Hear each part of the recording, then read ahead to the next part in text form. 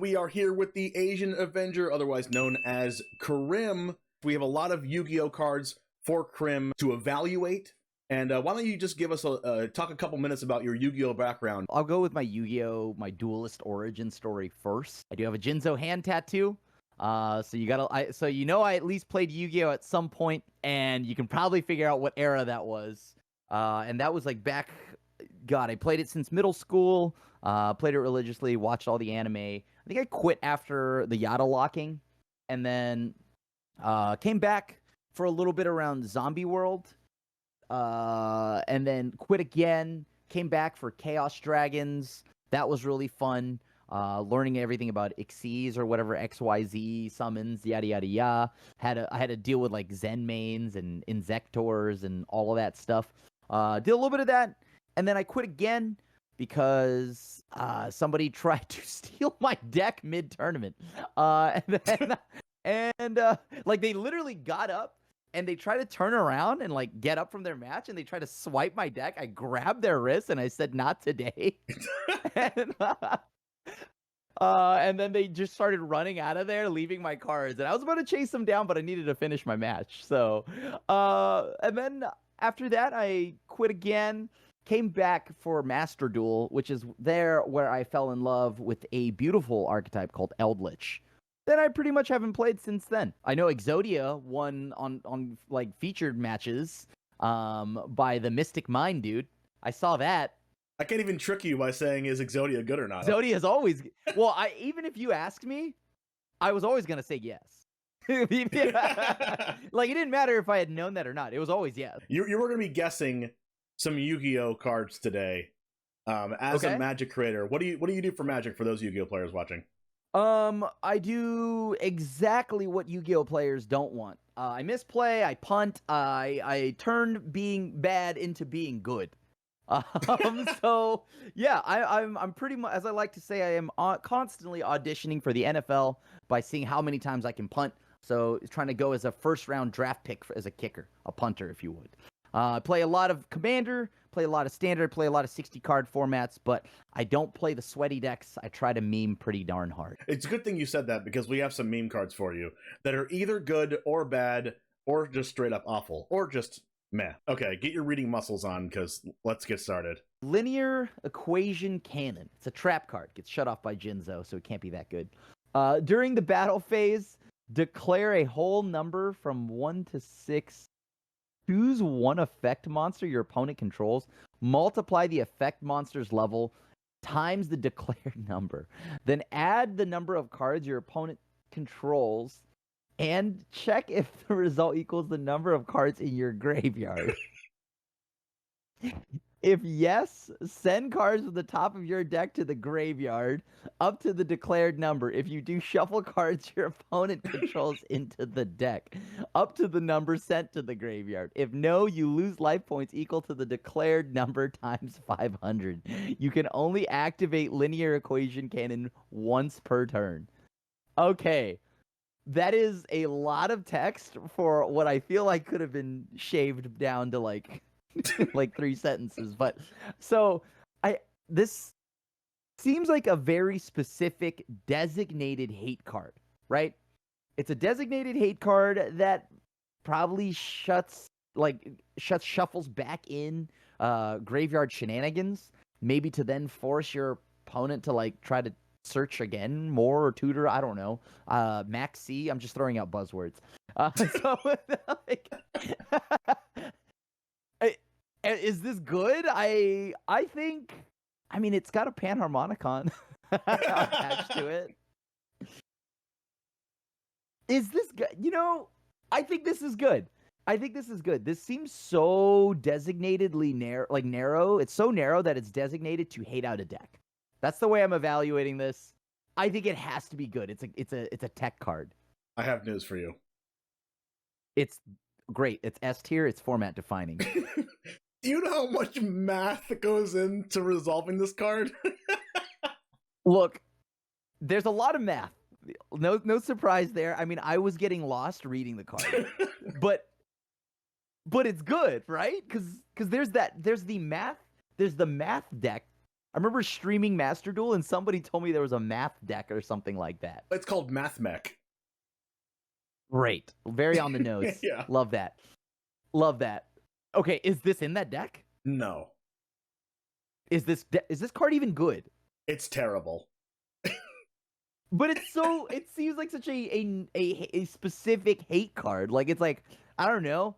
It's like some kind of, like, a rest in peace with a random panharmonicon attached to it, because why not? Like it does seem so specific that you would think that it's like, there's this one specific deck in the meta that this card just annihilates. But no, it's a straight up meme card that's probably a custom card. Like, you think Yu-Gi-Oh players can do math? Is this card real? Let me ask you this. Is that, because the first thing I wanted to ask you mid-reading was, is this even real? Like, does this actually exist? Did you make this? No, it's real. It's real. I'm not, you did not invite me on to read your fan edits, right? No. It looks like a fan edit, though. Yeah, so Yu-Gi-Oh players have to read a lot. They don't have any more room in the brain to do math equations. But your literature half of your brain is popping off. It really has to pop off with this card. Yeah, okay, so this card is garbage. That makes me sad. Oh, it's very garbage. Unplayable. Good, because I didn't want to do math. If it was ever needed in a deck, oh, I'm definitely never playing. Exactly. If this card was really good, I don't even know if I would play it. Just the like, math oh, why involved. don't you play the best card in the format? Look, I don't need to flex my brain. I've lived long enough. Right. Hold on, I'm glad I brought my TI-84 to do this. Play this game.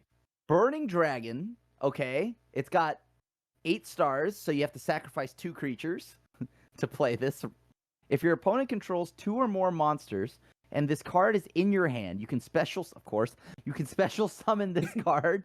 If this card is normal or special summon, you can discard 1 spell, destroy all spells and traps on the field. You can only use each effect of Burning Dragon once per turn. I love that Yu-Gi-Oh! I'm just gonna go here and say that I love this game, love what it is. I love that it has rules and that it constantly breaks its own rules. So all right, so we were just going to poop out Burning Dragon. It's a hot one. It's a Taco Bell shart. We're gonna let's see here. It looks spicy and painful, but I do kind of like this, right? Because I feel like everyone and their grandma is just dropping like 50 cards a turn. So if you can drop this, but then it doesn't blow up the creatures. It only blows up the spells and traps.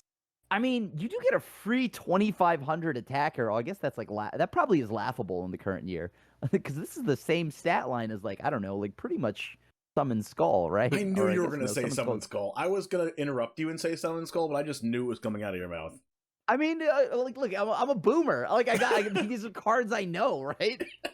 I think this is good because, well, okay, unless it's skill drain. If you get skill drain, then like clearly you're not built diff. You actually just played like. Does skill drain shut this off? It does. Is skill drain legal? It is legal. Oh my god. Okay, so this is bad. This is bad because if there is a deck that cares about their traps, their spells and traps, ain't no way this card matters. Then it's a cute hate card. I think this card is bad. You're just gonna flip flop it like that. Yeah, I'm gonna flip it like that. If skill drain is legal and at 3, this card is bad. The trap decks that are like dedicated trap decks do play skill drain, and you're correct. It is bad. If you want to destroy back row, why summon this Burning Dragon and discard a spell card? Why don't you just use that spell card that you would discard as like a Harpy's Feather Duster or like a Evenly Matched? Do you know what that card is? No. It's a trap card that you can play out of your hand if you control no cards at the end of the battle phase. So your opponent sets their back row, and you go, end of battle phase, activate Evenly Matched, and what it says is your opponent banishes or exiles face down all of the cards they currently control so that they have the same number of face-up cards as you. And since you only have a face-up Evenly Matched, they have to exile every card besides one. That's hot. Yeah. That's a hot card right Yeah, there. it's very good. That's pretty good. Yeah. We call that shadow roaming the opponent. Okay, Yeah. I'm here for that. I'm Yeah. here for that. And speaking of hot cards, the sponsor of this video, Spicy Hot Games, has just released the Trinity deck box, a brand new high-end deck box for half the price of other luxury deck boxes, sitting at $54.99.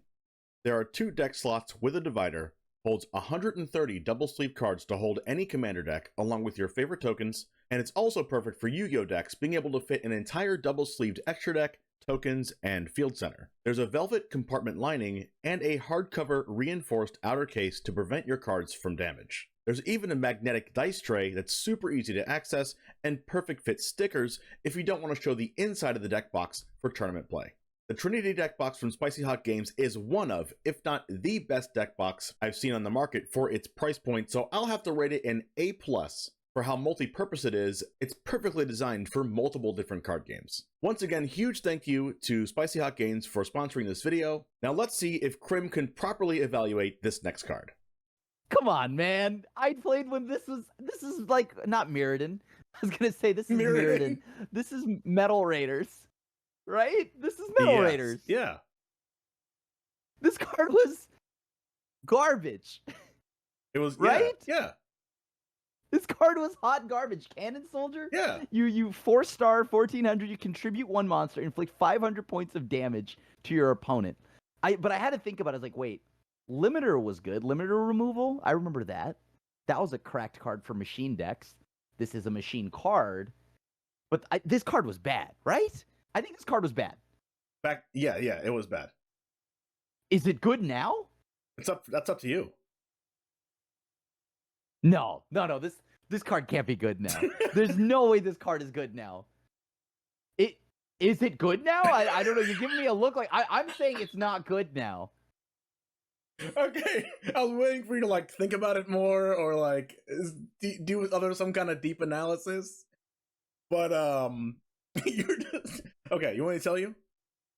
Yeah. There's no way this is good, right? Like, I mean, I don't have to do a deep analysis. Read the card. There's only 1 line of text. Oh, okay. This card is how do I explain it? No, dude. Do you have to explain it? It can't. Okay, Cannon Soldier is one of those cards where it cannot be unplayable. It is not unplayable. It is actually played in many different FTKs, first turn kills, in Yu-Gi-Oh right now. Yes, and that's not exaggerating. Wait, so what you're telling me is that this is a card that if some people woke up early and said, I'm gonna submit a deck list today for a tournament. Yeah. And they said, I'm going to turn in Cannon Soldier? Yeah. There's one thing about this card. There's one thing about this card that it doesn't say, that most cards say when it comes to burning your opponent. This is not once per turn. So there are FTKs that involve Cannon Soldier to where you keep looping another creature onto the battlefield and then sacking it over and over again to kill your opponent before they get a turn. So truly this card was ahead of its time. It was ahead of its time, yeah. It was ahead of its time because, dude, I remember being in middle school and like getting pissed off. I kept opening these cards. Well, it's definitely had its time under the sun. It's not broken, but it does allow for broken strategies, and other cards in Yu-Gi-Oh have gotten banned because Cannon Soldier exists. Oh, so yes, so in short, since the last time I've ever paid attention to this card has had its time in the sun, and it was good. Correct. It was the reason why the deck was played. What? Yeah. Dude, that is such a garbage card. How does that exist? Also, at the same time, like, that's funny, dude. That's pretty funny, dude. I like that. I like that a lot. Yeah, there's also an Amazonas card that does a similar thing to burn your opponent. But you can basically do whatever you want in Yu-Gi-Oh when it comes to FTKs like Cannon Soldier. But the reason why people don't usually do Cannon Soldier FTK kills is because it takes too many, like, what we call non-engine. It takes too many engine cards in order to get something like this off, and requires you to have a lot of cards in the main deck that you need in the deck and not in your hand, specifically not in your hand, in order to fulfill the combo. So it's basically like a glass cannon. Oh my god, I said a pun. Jesus Christ. It's a glass cannon type of thing where it's very easily stopped with like one interruptive piece, and opponents are playing so many interruptive pieces nowadays. Interruptive pieces like the hand trap stuff? Yeah.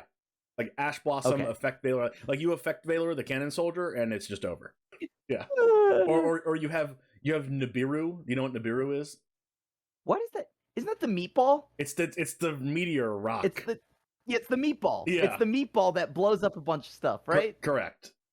So I do know Nibiru because that's a meme. That card is a meme, right? Yeah, so if they have the meatball, then your play is over. So it's like there's a lot of things that can go wrong if you build your deck to win with Cannon Soldier nowadays.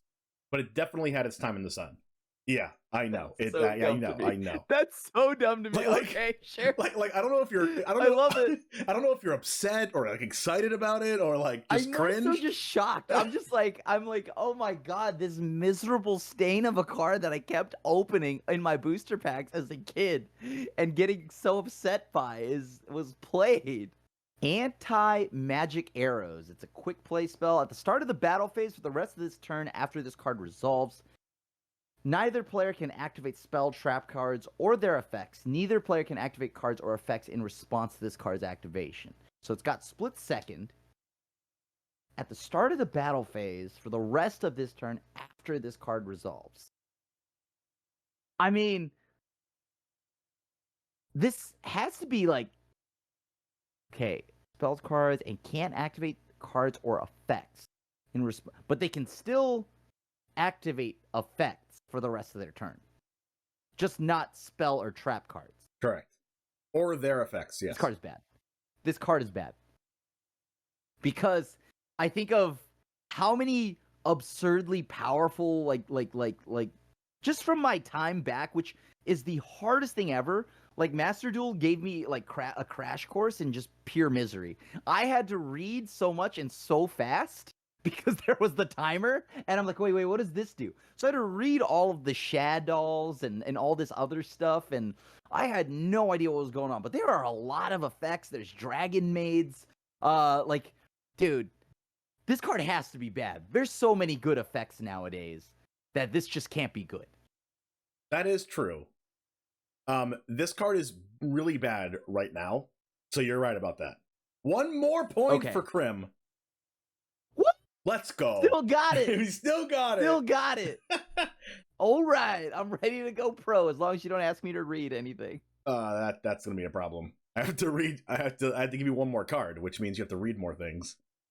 Oh God. I know. Okay. Again, how are you ever gonna pass? But Anti-Magic Arrows did have its time under the sun.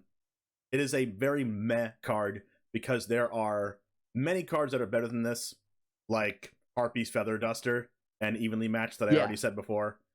If you don't want your opponent to respond with their back row, this card could be good. There's a lot of cards in the back row nowadays in Yu-Gi-Oh! That you can just flip anytime you want. You don't have to wait for the battle phase. So because this has to since this has to be played at the start of the battle phase, that's a little bit of a hindrance to this card also. Because if you could lose before that, right? You could be annihilated by your opponent's trap cards before you ever get to the battle phase.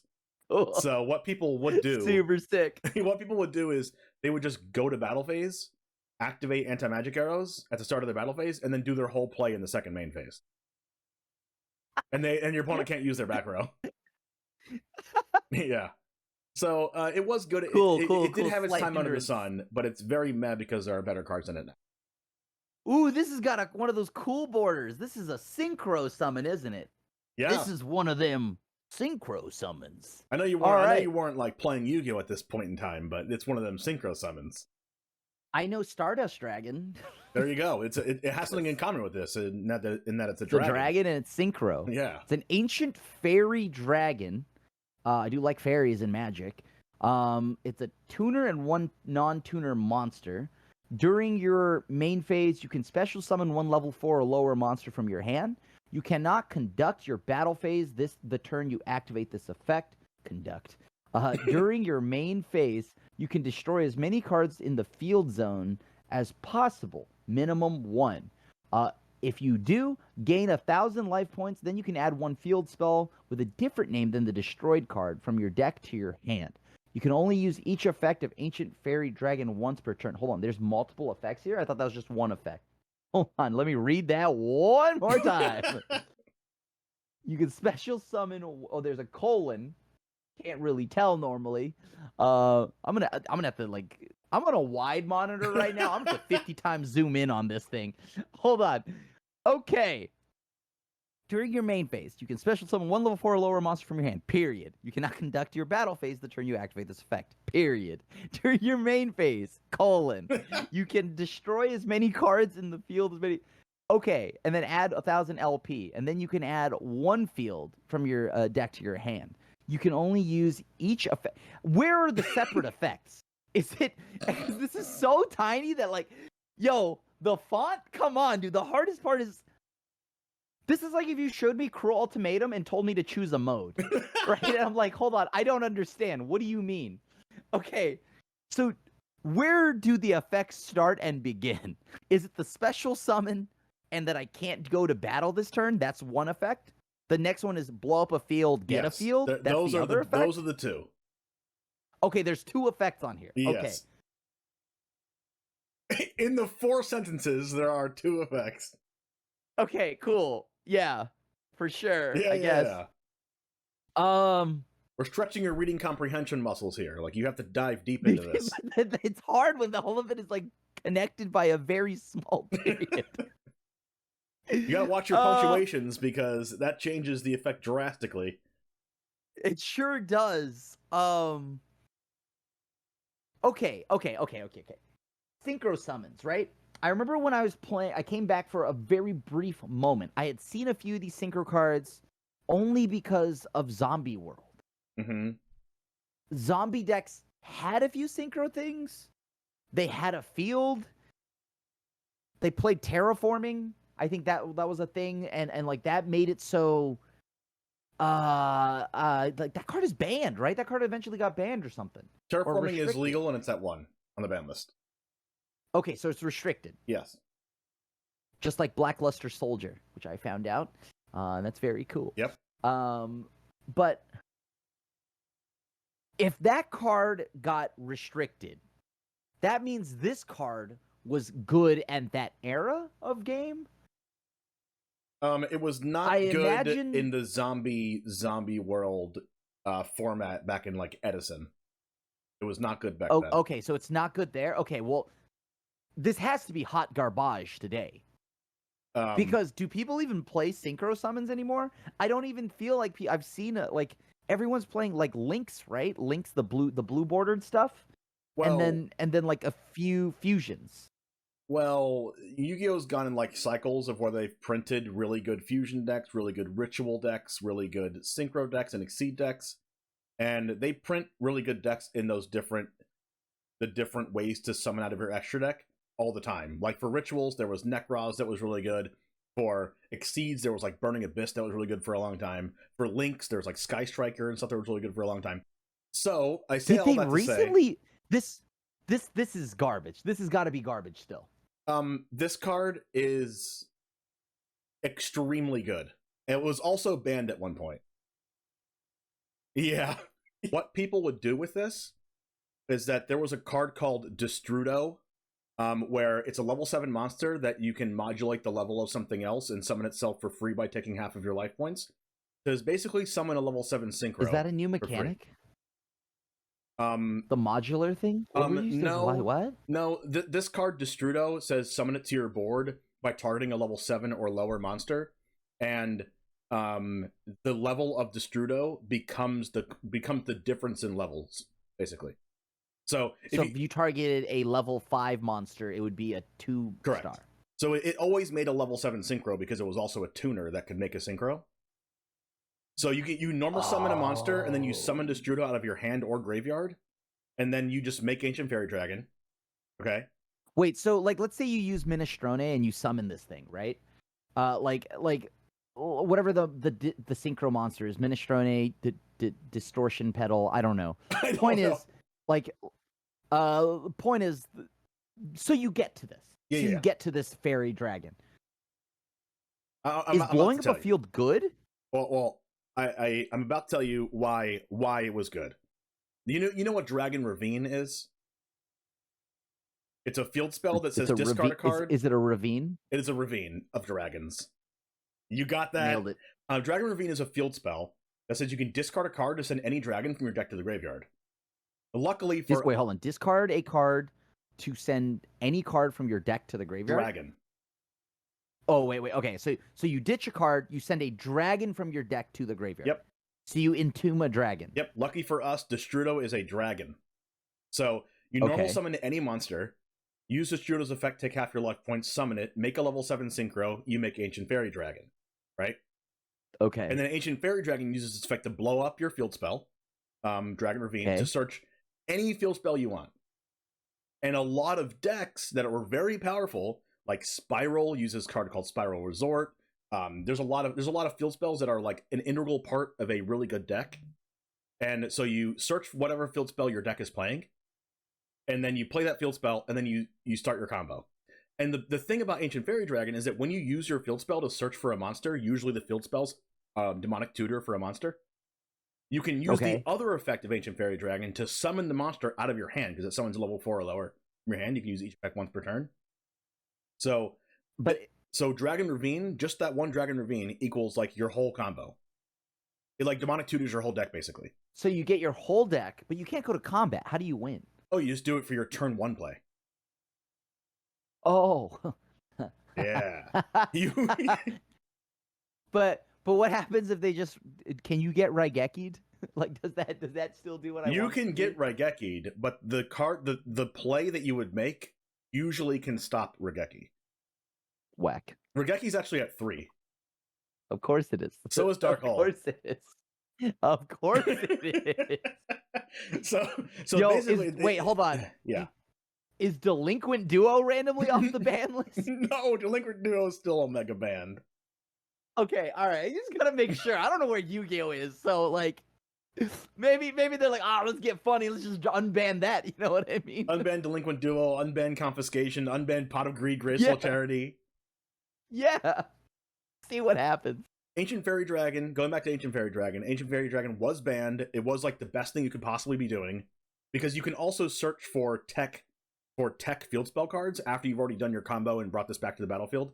You can blow up your field spell to search like a Necro Valley or a Zombie World and like totally shut off your opponent's strategy after you've already done your own strategy. Thank you for playing. Thanks for being in the video. Everybody watching this, go follow the Asian Avenger.